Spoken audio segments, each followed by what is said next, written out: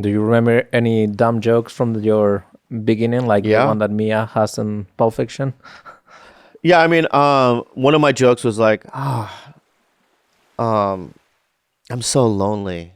You know you're lonely is when you masturbate and you grab your own ass. So I go, yeah, and I do me. I would turn around and squeeze my own ass.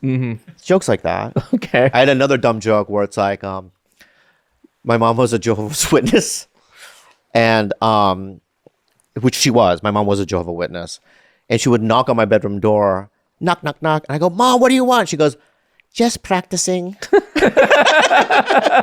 Like simple jokes like that. Okay. You know what I mean? Yeah. Was my first initial way of doing it. You know? Okay. Yeah. And then you said many times that your childhood with your dad and your difficult situation led to alcohol and drugs and all of that stuff. But do you have like Butch in the movie, Bruce Willis's character has this watch from his dad, this precious thing that he's willing to risk his life for.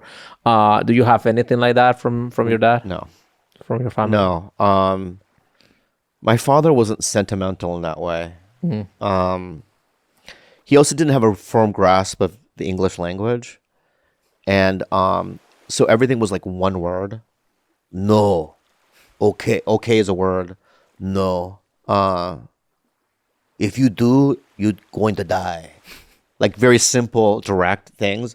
And I always wanted to like a sit down with him and go, like your when you would go out with your friends in high school, their parents would sit them down and go, hey, so if you're ever in trouble, give me a call, or don't do this, don't do drugs, whatever. And these kind of talks and stuff.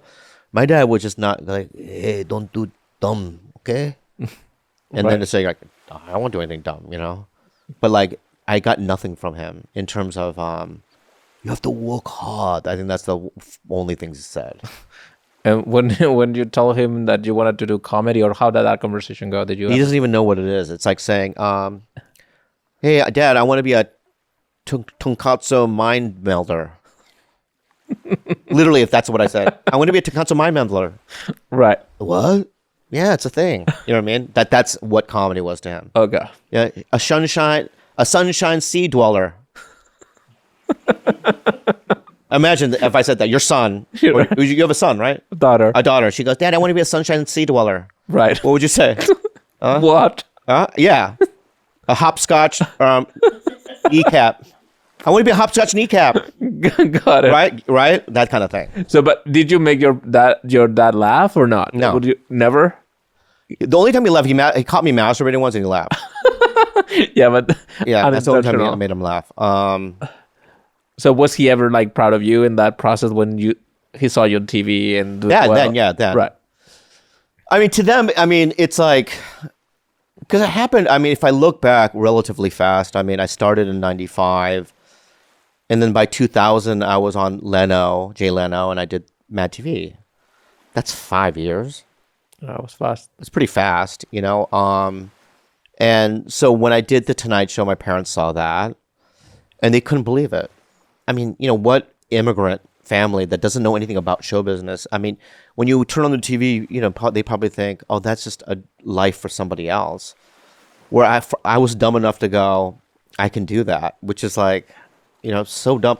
Especially about, these Asian people, not kids now. It's just like, things they complain about. It's like, I'm like, bro, if you would have started the way I was, you would have quit. It was fucking hard, man. Mm-hmm. They'd get nothing. There was nothing for me. Zero. I couldn't get anything. And it was, so it's like, I don't know. I don't know how any of it happened.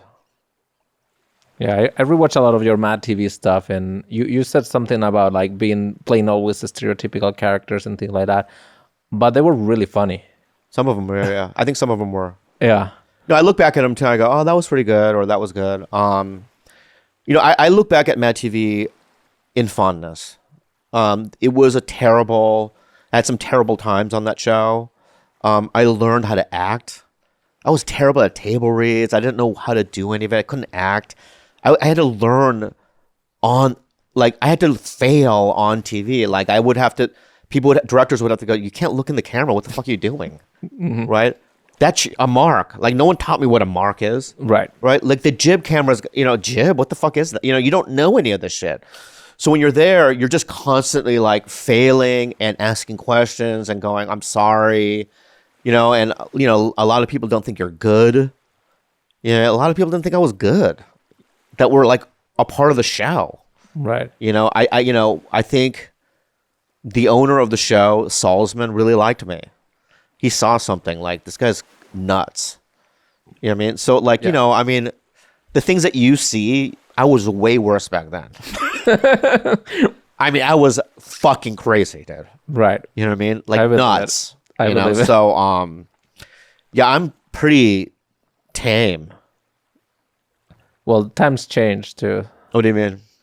I'm saying like what was acceptable maybe 20 years ago. Yeah, things change.